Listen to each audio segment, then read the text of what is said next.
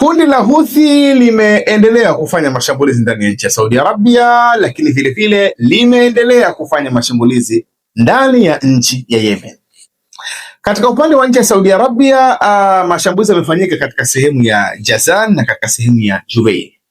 Na kosa kubwa la nchi ya Saudi Arabia ni droni zake zimeingia katika anga ya nchi ya Yemen, katika mji wa Saada na katika mji wa Haja ambao inapatikana actually katika upande wa magharibi mwa nchi ya Yemen, pasi na ruhusa ya kundi la Houthi, kwa kuzingatia kwamba yale mazingira yanakontroliwa na kundi la Houthi. Kwa hivyo kitendo cha ile drone za nchi ya Saudi Arabia kuingia katika space ya nchi ya Yemen bila ruhusa ya kundi la Houthi, hilo limechukuliwa kama ni kosa kubwa sana na kundi la Houthi. Na kundi la Houthi walichokifanya ilikuwa ni kushambulia katika sehemu ya Jazan na katika sehemu ya Jubail. Na mashambulizi hasa ni katika senta za uzalishaji wa mafuta ambazo zinahusianishwa na kampuni ya nchi ya Saudi Arabia, ile kampuni kubwa ya Aramco. Lakini ukiachilia mbali mashambulizi haya ambayo yamefanyika katika nchi ya Saudi Arabia, kundi la Houthi vile vile limefanya mashambulizi katika mji wa Mukha ambao actually ni mji wa bandari katika nchi ya Yemen, lakini unakontroliwa na ile serikali inayoungwa mkono kimataifa. Na kushambulia katika mji wa Mukha hasa ilikuwa ni kutarget katika sehemu za silaha, zile depot zile za silaha, lakini vile vile katika sehemu za mikusanyiko ya sehemu kama ya hapo inakadiriwa kama ni sehemu za wanajeshi na mfano wa vitu kama hivyo. Na hii maana yake ni series ya mashambulizi, ukiachilia mashambulizi ambayo yalifanyika siku za nyuma, kama siku moja nyuma, katika mji wa Mahara na katika sehemu ya Hadramaut ambao inaonekana kwamba walifariki wanajeshi wale wa ile serikali inayoungwa mkono kimataifa takriban kama 58, ambao vile vile kama inaonekana kama na wanajeshi wa nchi ya Saudi Arabia ilikuwa katika maeneo husika, lakini kiuhalisia ni kwamba ni muendelezo wa operation ya kundi la Houthi ndani ya nchi ya Yemen. Maana yake wamekuwa kitarget katika mikusanyiko ambayo inaonekana plani yake ya mwisho ni kushambulia katika maeneo ambayo yanakontroliwa na nchi na kundi la Houthi. Lakini katika nchi ya Saudi Arabia mashambulizi yake maana yake ni kwamba ni kama kuitia adabu nchi ya Saudi Arabia kwa kosa la kutuma drone kuingia katika anga ya nchi ya Yemen bila ruhusa. Sasa jambo hili maana yake ni jambo ambalo tunaichukua katika uzito wa hali ya juu. Na tunachukua katika uzito wa hali ya juu kwa sababu nyingi.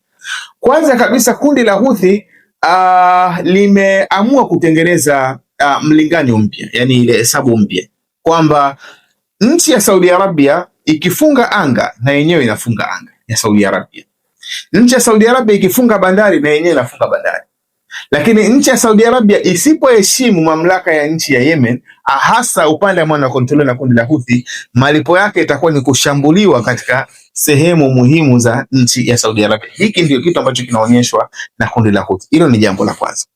Lakini jambo la pili, kundi la Houthi ni kama linapima ile uimara wa sehemu ya makubaliano baina ya nchi ya Saudi Arabia, nchi ya Uturuki na nchi ya Pakistan. Ikikumbuka kwamba siku ya Ijumaa kundi la Houthi ambayo actually tunasema kama ilikuwa ni tarehe 7, nchi ya Saudi Arabia na nchi ya Pakistan na nchi ya Uturuki zilisaini document ya ushirikiano, na kwamba mmoja anapokuwa anashambuliwa basi wengine vile vile wanakuwa ni kama wameshambuliwa. Kwa hivyo zimepita tu siku mbili, kundi la Houthi limefanya mashambulizi katika nchi ya Saudi Arabia. Ina maana lengo lake ni kama kupima kwamba huo muungano wa Saudi Arabia na Pakistani na Uturuki ni muungano kwenye makaratasi au ni muungano ambao upo katika upande wa utendaji. Hili ni jambo ambalo ni kama Houthi wamekuwa wakijaribu kulionyesha kwa hivi sasa, na ndio maana wamekuwa wakifanya mashambulizi katika senta muhimu ndani ya nchi ya Saudi Arabia. Lakini ukiachilia mbali yuko kwa kama wanajaribu kutaka kupima ile ushirikiano una nguvu kwa kiwango gani wa nchi ya Saudi Arabia na nchi ya Pakistan pamoja na nchi ya Uturuki, kingine ambacho tunakiona kwamba kimekuwa kikiendelea ni kwamba nchi ya Saudi Arabia inaonekana kweli inafanya harakati nyingi za kuhakikisha kwamba wanakuja kulitia adabu kundi la Houthi. Lakini kile tunachokiona ni kwamba mazingira ambayo kundi la Houthi lipo ni mazingira magumu kuweza kusupport hii operation mpaka ikafanikiwa. Kwanza kabisa eneo ambalo linakaliwa na kundi la Houthi ni eneo ambalo linakusanya watu wengi. 70% mpaka 80 ya Wayemen wote wanakaa ule upande ambao Houthi wanapatikana, kwa sababu ndio sehemu ambayo actually ilikuwa kuna mji mkuu ule wa Sanaa ambao ulikuwa unazingatiwa kama ndio mji mkuu wa Yemen, lakini baadaye ukaja ukakaliwa na kundi la Houthi. Ndio maana sasa hivi kuna miji mingine kama ya Shauba au upande wa Hadramaut imekuwa ikitumika zaidi na ile serikali inayosapotiwa na kimataifa. Kwa hivyo manake kiasili yale maeneo, kwa sababu ya kupatikana mji kama Sanaa, lakini vile vile kupatikana kwa hali ya hewa nzuri, na ndio maana shughuli nyingi za kilimo katika nchi ya Yemen manake zinafanyika katika upande ule wa magharibi ambao unakontroliwa na kundi la Houthi. Automatically manake yale ni maeneo ambayo yanakusanya watu wengi. Yanapokuwa yanakusanya watu wengi, ina maana operation kubwa ambazo zinaweza kusababisha maafa pia zinakuwa ngumu kuweza kufanyika. Kwa hivyo katika mazingira namna hiyo, pamoja na kwamba advantage yake inawezekana ikawa ni mazingira mazuri kwa ajili ya ukachero kwa sababu population ni kubwa, lakini madhara yake ni kwamba swala la operation kuweza kufanyika vizuri inawezekana ikawa ni gumu kwa sababu ya maafa ambayo yanaweza akajitokeza katika maeneo husika, jambo ambalo tunahofia kwamba harakati za nchi ya Saudi Arabia dhidi ya kundi la Houthi inawezekana vile vile isiweze kufanya kazi vizuri kama ilivyotokea katika kipindi kile cha nyuma cha ushirika wa Saudi Arabia, United Arab Emirates, Marekani pamoja na nchi nyingine kama za Egypt ushiriki katika ile movement ya mwaka 2015 mpaka kwenye mwaka 2017 takriban hivyo. Lakini jambo lingine ambalo tunaliona, asili ya lile eneo ambalo linakontroliwa na kundi la Houthi sio leo tu. Asili ya lile eneo toka kipindi cha Roman Empire, baadaye ikaja kutokea hizo dola zingine za Seljuk, sijui Ottoman Empire, wote walikuwa wanashindwa kucontrol lile eneo kwa sababu ya nature ya watu wake. Ni watu ambao hawakubali nguvu kutoka nje ya eneo lile kucontrol yale maeneo, hawakubali. Daima huwa ni watu ambao hawakubali. Kwa hiyo ina maana upinzani ambao inawezekana wakakutana nao, ile harakati ya mpangilio wa nchi ya Saudi Arabia inawezekana wakakutana nayo katika sehemu ile ya upande wa magharibi wa nchi ya Yemen, inawezekana upinzani ukawa ni mkubwa sana kiasi ambacho kuna nafasi kubwa ya kuto kufanikiwa kama vile ulivyokuwa muunganiko wa mwanzo, vile ambavyo haukuweza kufanikiwa. Lakini jambo lingine ambalo tunaliona kabisa kwamba wazi kwamba hii movement ambayo inaonekana kama inapangwa chini kwa chini kwa lengo la kulitia adabu kundi la Houthi, ni movement ambayo inawezekana ikawa na uzito kwa sababu ya matokeo yake ambayo nitakajitokeza. Battle space, ule uwanja wa kupigania wa nchi ya Saudi Arabia hasa itakuwa upande wa magharibi mwa nchi ya Yemen, ndipo inapoonekana kwamba kwa sababu ndio inapatikana kundi la Houthi, kwa automatically kama ni mashambulizi, kama ni operation yoyote, maana yake hasa itakusudia eneo lile. Lakini shida ni kwamba uwanja wa kupigania ndani ya nchi ya Saudi Arabia utakuwa mkubwa, yani maana yake kundi la Houthi lina space ya upande wa magharibi, upande wa mashariki mwa nchi ya Yemen, lakini vile vile lina space ya ndani ya nchi ya Saudi Arabia. Na kwa kuzingatia kwamba nchi ya Saudi Arabia uwekezaji uliofanyika ni uwekezaji mkubwa.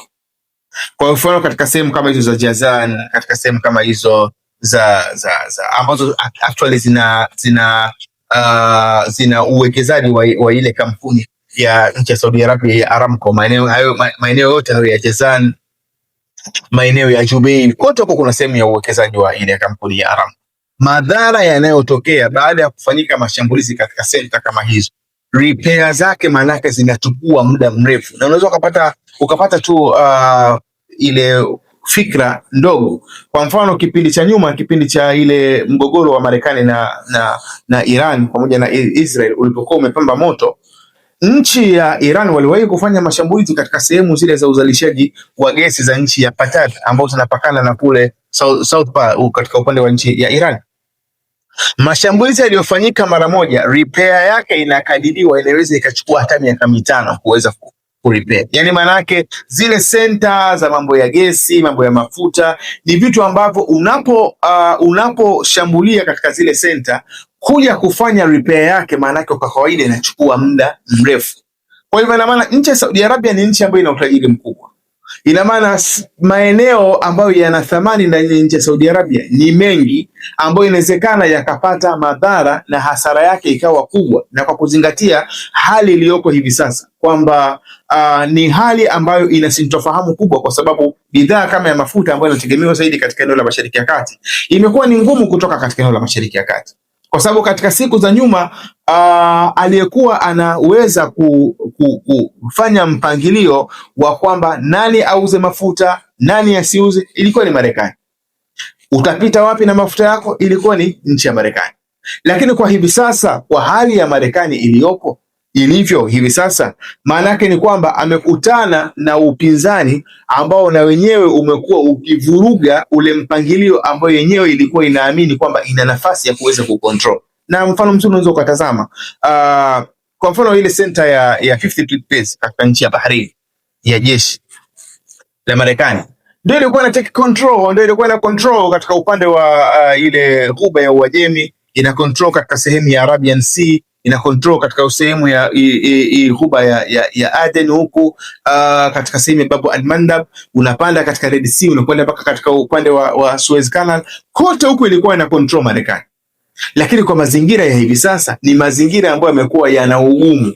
Ukienda kwenye Hormuz hali ni kama hivi inavyojulikana kwamba Irani ndo kama wanatawalia pale utaratibu wa pale, lakini vile vile imefikia hatua kama sasa hivi kwamba wanajadili pamoja na nchi ya Oman, Marekani ikiwa imewekwa pembeni kama vile haihusiki. Ndio mazingira yaliyoko sasa hivi. Ukija katika Bab al-Mandab kundi la Houthi ni kama lenyewe ndio limeweka utaratibu, hata kama sio utaratibu rasmi, lakini ndio kama limeweka utaratibu. Na ndio maana licha ya kushambulia katika sehemu ya Mukha katika siku ya leo, lakini vile vile katika siku ya Jumapili lakini vile vile wameweza kushambulia katika meli ya nchi ya Saudi Arabia ilikuwa inapatikana katika bandari ya Mukha. Kwa hiyo hali ya sasa hivi imekuwa ni hali ya tofauti. Ina maana unapoingia katika mgogoro kama huu ambao Saudi Arabia ni kama inataka uingie sasa hivi na kundi la Houthi, hali itakuwa mbaya zaidi ya hivi jinsi ilivyo. Ina maana kama kuna kiwango kidogo kilikuwa kinaweza kikatoka, basi huenda kisitoke kabisa kwa mazingira yaliyoko sasa hivi ya eneo la Mashariki ya Kati.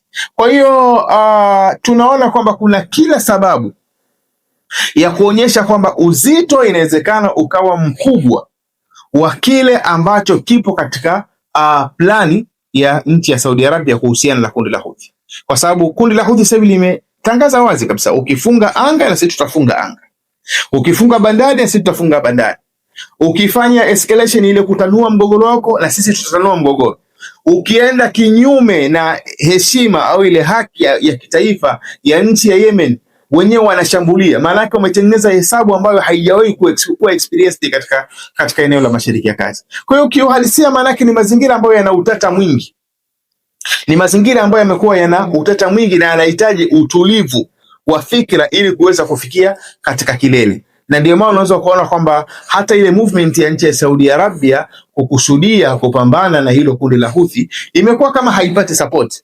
Yani watu wengi wamekuwa kama wakifatwa, maana yake ni kama wamekuwa wako reluctant, yani kama wanakuwa kidogo wana ugumu kwenda kuingia katika mgogoro huo, kwa sababu hali ya dunia sasa hivi inajulikana, yani jinsi ilivyo. Uchumi umekuwa kama hauendi sawa sawa, lakini shida ni ile sintofahamu inayoendelea katika eneo la Mashariki ya Kati. Na ndio maana kwa hali jinsi ilivyokuwa mbaya, taarifa nyingi sasa hivi zimekuwa hata zikiashiria kwamba Rais Donald Trump amekuwa yuko radhi kuachana na mpango wa kufuatilia masuala ya nyuklia ya nchi ya Iran ikiwa Iran watakubali kufungua mlango bahari wa Hormuz. Unaweza kuona kwamba hiyo situation ni mbaya kwa kiwango gani.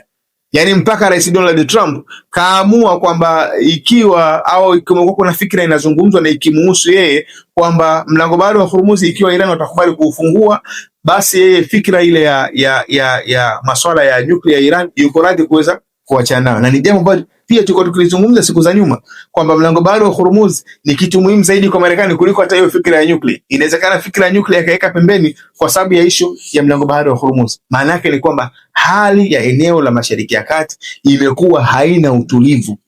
Ina maana kuanzisha mgogoro mwingine katika eneo la Mashariki ya Kati huku ni sawasawa na kuliua lile eneo la Mashariki ya Kati. Pamoja na kwamba kile kinachoonekana wazi ni kwamba kama vile nchi ya Saudi Arabia imekuwa ikifanya juhudi ya maandalizi hayo, na ndio maana kundi la Houthi limekuwa likifanya reaction kubwa za kuhakikisha kwamba hakuna nafasi hata ya hatua moja inayoachwa ya Saudi Arabia kuweza kujipanga labda na ile serikali ambayo inasapotiwa kimataifa kuweza kuleta athari katika upande ambao unakontroliwa na kundi la Houthi. Lakini vile vile katika mazingira ya namna hiyo, maana yake ni kwamba sintofahamu inaongezeka tena. Yani Houthi manake wako radhi kupambana na mazingira namna yoyote, kwa sababu wanaona kwamba hii ni vita ya wao kusurvive, kama ilivyokuwa katika upande wa nchi ya Iran, kwamba Iran imefikia hatua sasa hivi wanaona kwamba tumeweza kuishinda vita ambayo ilikuwa inakusudia ni kama kutusambaratisha. Kwa hivyo katika mazingira namna hiyo, sisi ndio tutakaotawalia mlango bahari wa Hormuz. Lakini vile vile ukiachilia mbali ile kutawalia tu mlango bahari wa Hormuz, wamekuwa wakiongeza masharti mengine kwa Marekani baada ya kuona kwamba kwa stage walioko hivi sasa ni kwamba wameweza kumshika Marekani katika sehemu ambayo hawezi yeye kubadilisha yale mazingira ya mlango bahari wa Hormuz kwa hali inayoendelea hivi sasa. Kwa hiyo maana yake ni kwamba kiuhalisia eneo la Mashariki ya Kati halina utulivu, na hichi ambacho kinaendelea kuwa engineered na nchi ya Saudi Arabia, hakuna kitakachofuatia mbele isipokuwa madhara yatakuwa makubwa ambayo inawezekana yakakosa mtu wa kuweza kuyarudisha tena katika hali ya utulivu. Bila shaka ni jambo ambalo kiujumla bado tuna muda pia wa kuendelea kulitazama, lakini tukitaraji kwamba huenda katika muda ujao tutapata taswira itakayokuwa bora zaidi ya hii ambayo tumekuletea. Jina langu naitwa Maulid Ali Mnukwa, nikuombe uendelee kufuatilia vipindi vyetu na nikuombe usahau subscribe, like, share pamoja na comment. Uwe na muda mwema.